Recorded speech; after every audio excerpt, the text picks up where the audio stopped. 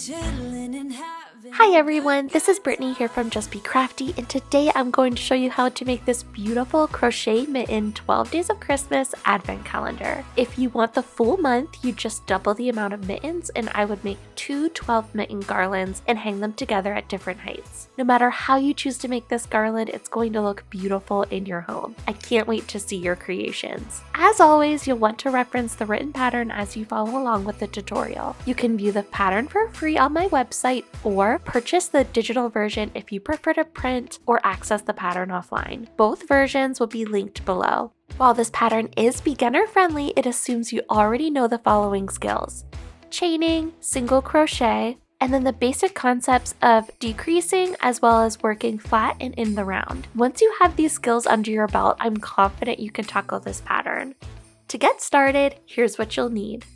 Yarn, I'm using Loops and Threads Impeccable in colors Crochet and Deep Forest. It's a 100% acrylic number 4 medium weight yarn. A 4.5mm crochet hook, scissors, stitch markers, a tape measure, some jute or twine that's at least 3mm thick. I got this one from Michaels. And then you'll want little wooden advent numbers. I got these off Amazon and I will have them linked below. This is what a finished mitten looks like, and you're going to want to make 6 of this nice burgundy color. This is the Crochet, and then you're going to want to make 6 in the green. We're going to begin with the cuff, and so to start, we're going to start with a slip knot. And if you've never made a slip knot before, no worries. I have a video showing you exactly how to do that, and I will have that linked below in case you need it. So we're going to start by chaining 5. So 1, 2, 3, 4, and 5. And we're going to flip our foundation chain over, and you're going to see there's a little back bar. That's where we're going to be working into. Into the second chain from our hook, we're going to make a single crochet. And we're going to single crochet across the chain. At the end of this row, we'll have 4 stitches. This is the last stitch. So we've just completed row 1 of our cuff. We can now turn our work, and we're going to start row 2 with a chain 1. This cuff is going to be worked in a ribbing, so we are going to be working in the back loop only of each of these stitches. So into the back loop only of the first stitch, we're going to make a single crochet, and we're going to single crochet across this row in the back loop only. At the end of this row, we'll still have 4 stitches.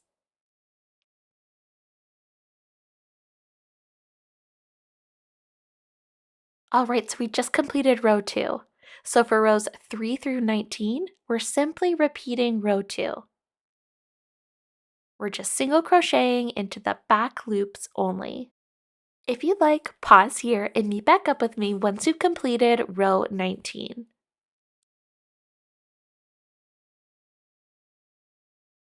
Alright, so I've completed 19 rows. We can now fold the piece in half so that the starting and ending edges are touching. You can go ahead and chain 1 and then fold in half like so. We're going to slip stitch the 2 edges together through the outer loops only. So we're going into those outer loops of those stitches, and we're just slip stitching the 2 ends together to form our cuff.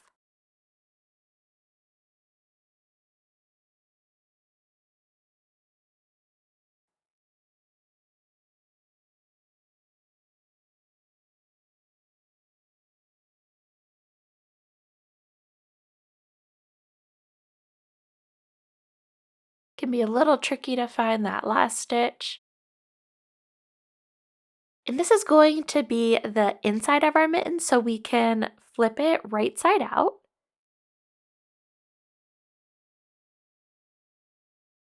And we can chain 1. We're now going to be working in the round and single crochet in the same spot. Grab a stitch marker and place it on the seam of the cuff to mark the approximate beginning of round. We will work continuously in the round without joining to avoid a seam, but because of this, the beginning of round will shift. So that's why we're using the stitch marker to eyeball the beginning of round instead of relying on the exact first or last stitch. So I already made my first stitch of the round, but we're going to just single crochet into each row of our ribbing. So if you have your work in front of you, you'll be able to kind of see naturally where you can place your stitches, but we're simply going to make 20 single crochets evenly around the cuff. So note we did have 19 rows, but when we join together, it kind of creates like a little extra space, an extra space for another stitch to go. So at the end of this round, you'll want to have 20 stitches, but if you just go along each row of the rib and place a single crochet, you will end up with 20 stitches. And if you're a little off, you can go ahead and pull some stitches out and fudge it a little bit. It's not really that big of a deal. Just make sure you have 20 stitches around. Once you have all your stitches, or you think you do anyway, go ahead and give a quick recount to make sure that you have the right amount of stitches.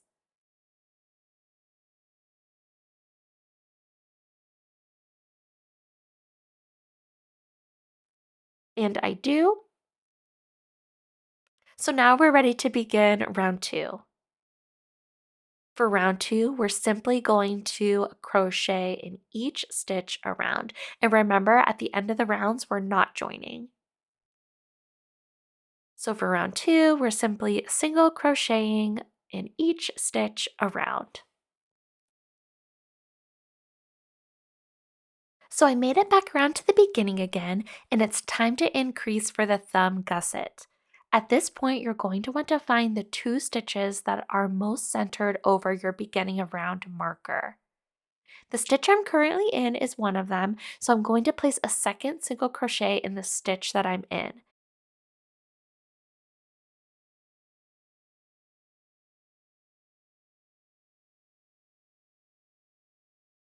And then I'm going to place 2 single crochets in the next stitch.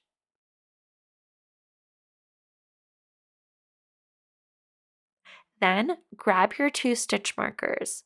We're going to place marker 1 in the first stitch of our first increase, and then we're going to place marker 2 in the second stitch of our second increase. We now have 2 markers separated by 2 stitches. You're now going to single crochet into each stitch until you reach back around to marker 1.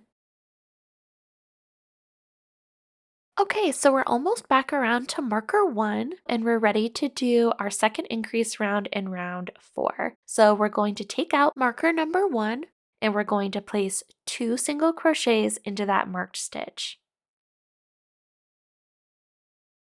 Replace your marker into the first stitch of our increase. We're going to single crochet to our next marker, which is marker number 2. Remove the marker, and then place 2 single crochets into that marked stitch. And then you're going to place your marker into the second stitch of that increase. You'll now have 6 stitches that are separated by 2 markers. So you should have 4 stitches between those 2 markers. To complete round 4, we're going to continue single crocheting into each stitch until we reach back around to marker 1 again. We've almost reached back around to marker 1.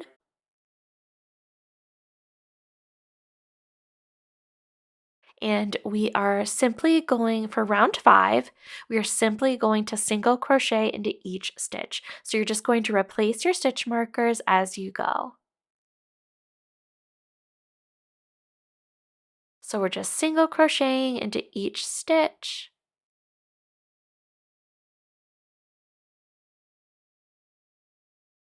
I'm at my next marker. I'm just going to single crochet into that stitch and I'm going to replace it.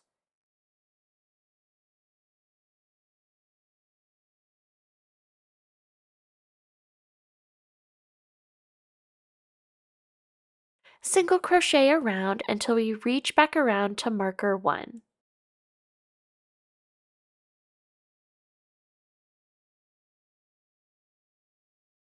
All right, we're almost to the end of this round. We're going to stop 1 stitch before that stitch marker.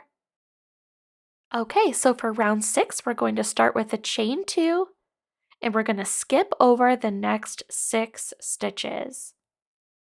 We'll be going into the stitch immediately after marker 2. Make sure you don't twist your chain. You're going to continue single crocheting around until you reach back around to that chain 2. You can now pull out stitch markers 1 and 2 because we no longer need them. Alright, so for round 7, we're going to single crochet into the chains of the chain 2. So you're placing 1 single crochet into each of those chains. And just catch that top loop. We're going to leave the bottom loop empty for picking up stitches later for the thumb. So just go into the top loops of those chains only. And then you're just going to continue single crocheting around. And now you can go back to using the stitch marker on the cuff seam as your beginning and ends of round. And then for rounds 8 and 9, you're simply going to just single crochet in the round. So if you'd like, pause here and meet back up with me once you've completed round 9.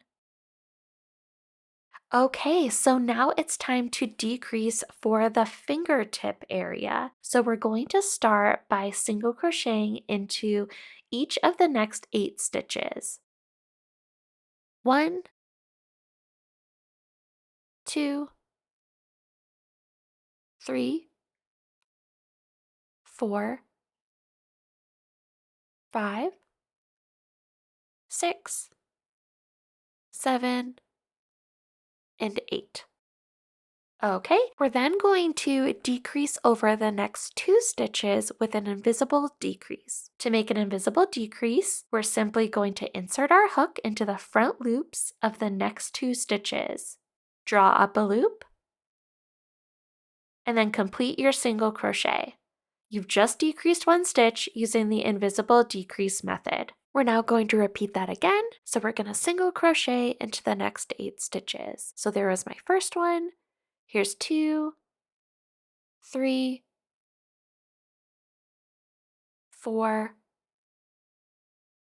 5, 6, 7, and 8. And then we're going to do another invisible decrease. So you're going to insert your hook into the front loops of the next 2 stitches, draw up a loop, and complete your single crochet.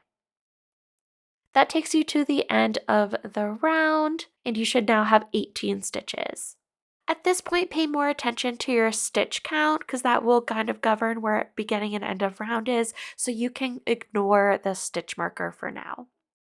For round 11, you're going to single crochet into the next stitch, and then you're going to invisible single crochet decrease into the next stitch.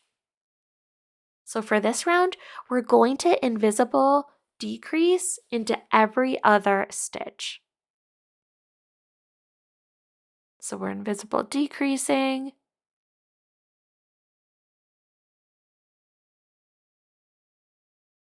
The next stitch, we're single crocheting. The next stitch, we're invisible decreasing.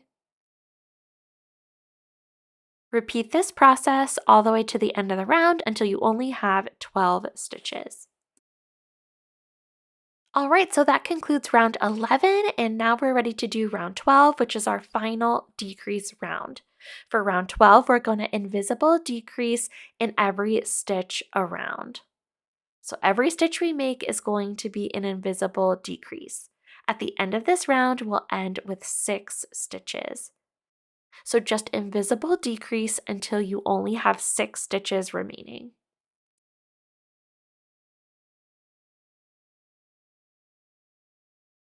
All right, so I have just 6 stitches remaining. I'm going to go ahead and cut my yarn tail, leaving myself about 6 to 10 inches. And I'm just gonna pull my tail through, and now I'm going to thread it with a yarn needle. And then I'm going to insert the needle from back to front through each stitch. This is also known as a whip stitch.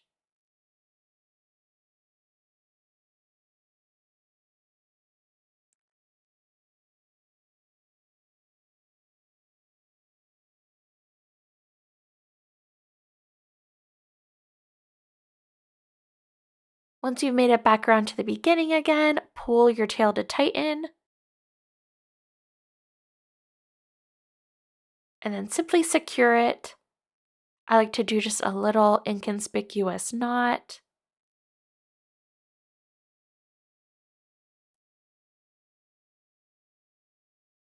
And then weave it in a bit. Remember, no one's wearing these mittens, so we don't need to be a hero here and weave it in like crazy. So I'm just gonna weave it in just a little bit. And then pull the tail to the inside of your mitten. And then snip it as best you can. I don't mind if a little tail's hanging out in there. And now we're ready to crochet our thumb. So attach your yarn to any of the 6 thumb stitches from the thumb opening. You're going to attach your yarn and chain 1, and then starting in that same stitch, make a single crochet. You're simply going to single crochet into each of those 6 stitches, or of course depending on where you start. So just single crochet around it, and I'm crocheting over my tail just so I don't have to weave it in later.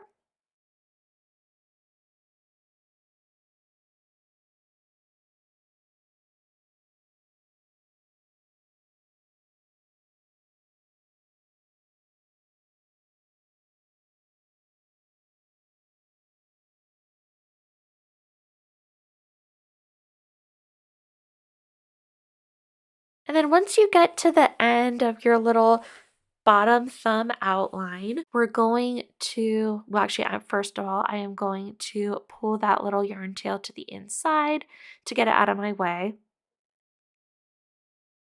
And now I am going to place 1 single crochet into each of those 2 little chains. So if you remember, you should have 2 little loops remaining from those chains because we just crocheted into the tops of those chains. So now we're crocheting into the bottom.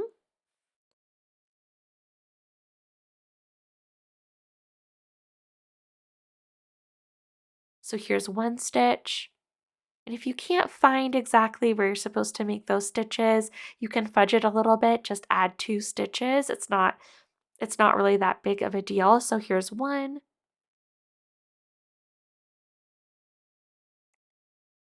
And here's 2. Sorry, I'm going a little off camera here.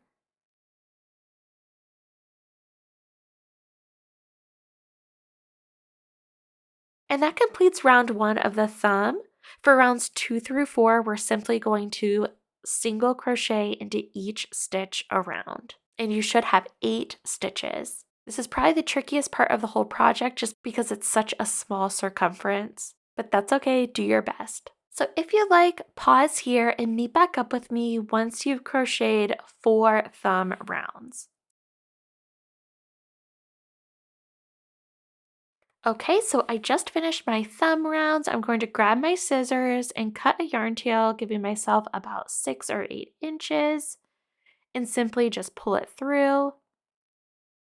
Grab your yarn needle, and we're going to do the same exact step that we did for cinching the top of our mitten. So we're simply going to whip stitch by inserting the needle from back to front through each stitch.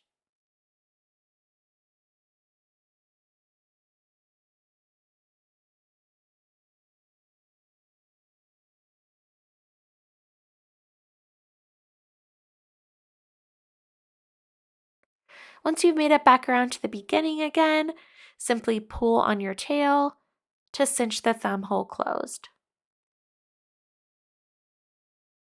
Secure, I like to secure with a little knot, just like we did for the top of the mitten.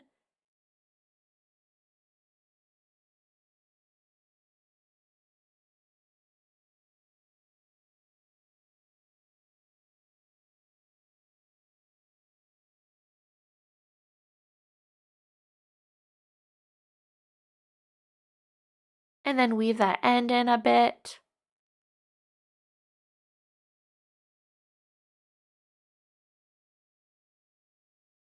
These stitches might be a little tight, so it might be a little hard getting your yarn needle through, but just do the best you can. And then pull that tail to the inside of your mitten.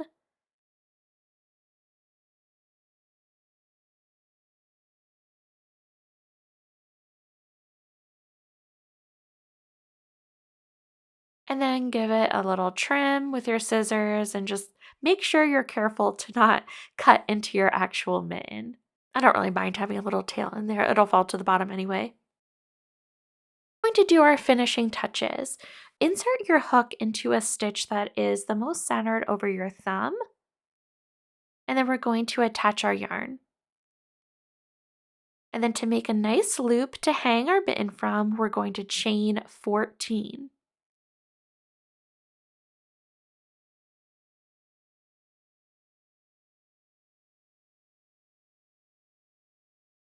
Taking care to not twist your chain, single crochet back into the same spot you started your chain to form a hanging loop. You're then going to single crochet evenly around the mitten. So just like we did for round 1 of our mitten, we're going to just place single crochets into each row of our ribbing. You should end with about 20 stitches, but the stitch count really isn't important here.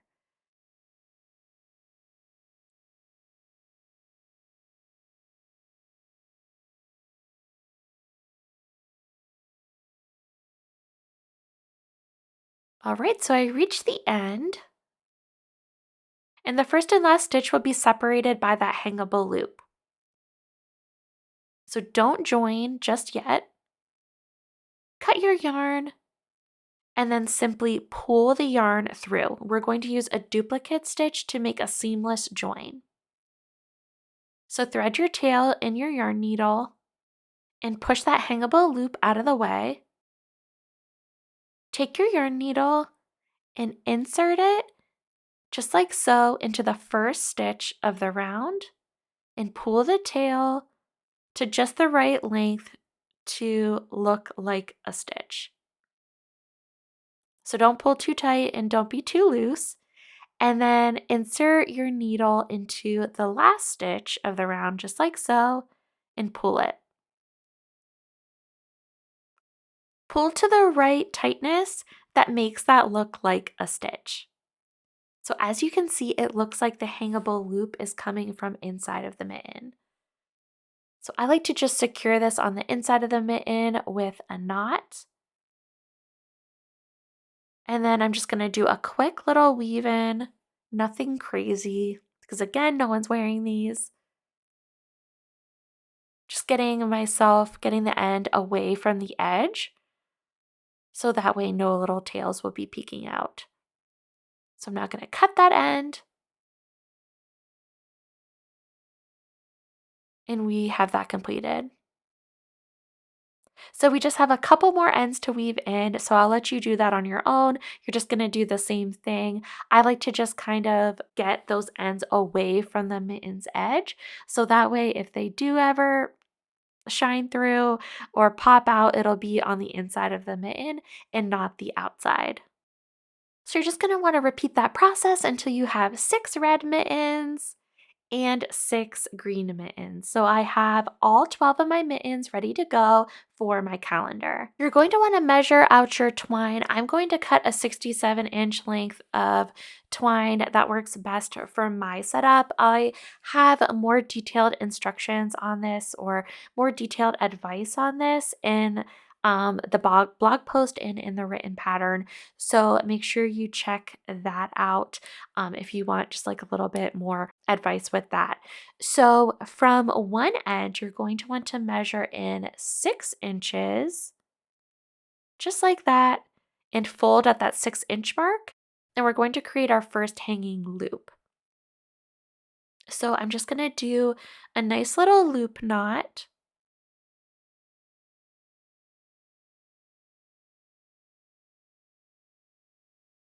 And I'm going to push that knot down as close to the end of the twine as possible and tighten it firmly.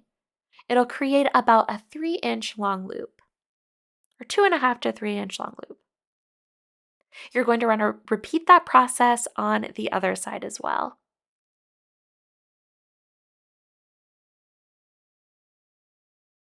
So measure 6 inches inward from the other end, fold at that 6-inch mark, and then do the same thing and create another loop knot.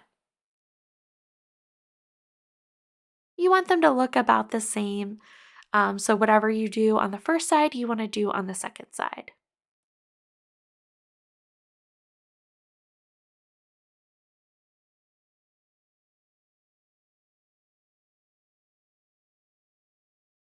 Next, you're going to want to grab your numbers and place them into number order like so.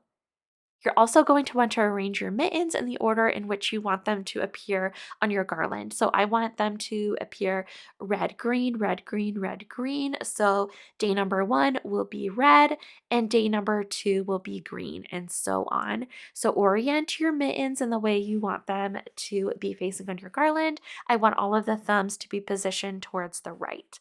So I'm going to grab my first mitten and my little wooden number 1. So I'm going to grab the little piece of twine that the numbers came with, and I'm going to fold this piece in half.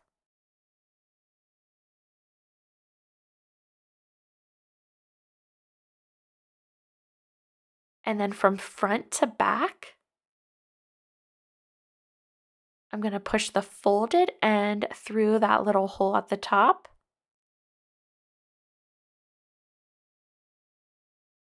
And I'm going to make a little Rhea knot. We're just going to pull those tails through that loop, just like so.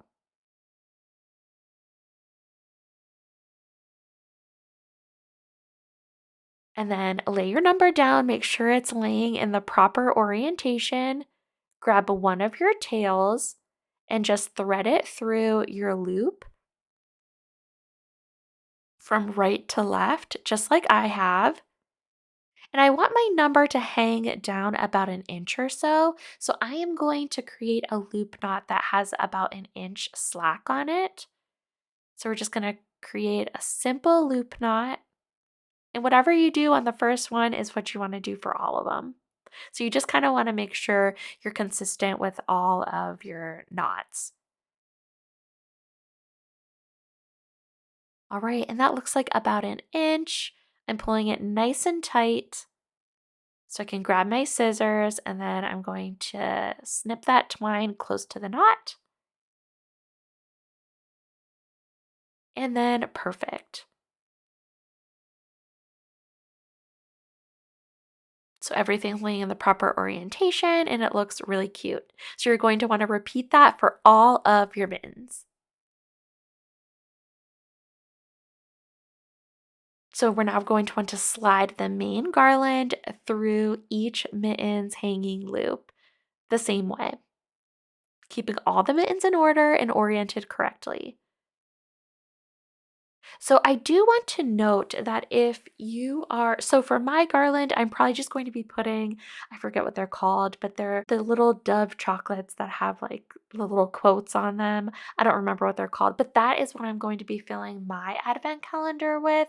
But if you're doing something bigger, like maybe for kids, maybe you're going to use little Hot Wheels cars or something like that. If you're going to be placing something a little bit heavier into your mittens, I would highly suggest doubling or tripling on the jute that you're using for your garland. Or you don't have to use jute, you could totally use whatever you want to use. But again, if you're doing something a little bit heavier, I would double or triple up on your jute and it'll look just as nice. This is what my finished garland looks like hanging up on my mantle. My finished garland is about 55 inches long. I'm using 3 command hooks. The 2 outer hooks are placed 51 inches apart with a third centered between them. So that is my setup for that. At this point, you can hang your garland on the loops and spread your mittens out evenly. If desired, you could apply a small bead of hot glue or craft glue at the hanging loop of each mitten to prevent sliding. There are other things you could do too. You could also just do a quick little stitch where the loop meets the garland, just to kind of really tighten that up there to whatever spot you want it to be. You could also use little mini clothespins. That would be really cute to hold them into place. Or just doubling up on the garland twine. Twine and jute is very rough, so the mittens will like to stay in place, but those are just options if movement worries you. So anyway, there you have it. A beautiful crochet 12 days of Christmas mitten advent calendar. If you found today's tutorial helpful, please let me know by giving the video a thumbs up. And if you haven't already and would like to, make sure you subscribe so you never miss a new video. Thank you so much for watching. Bye!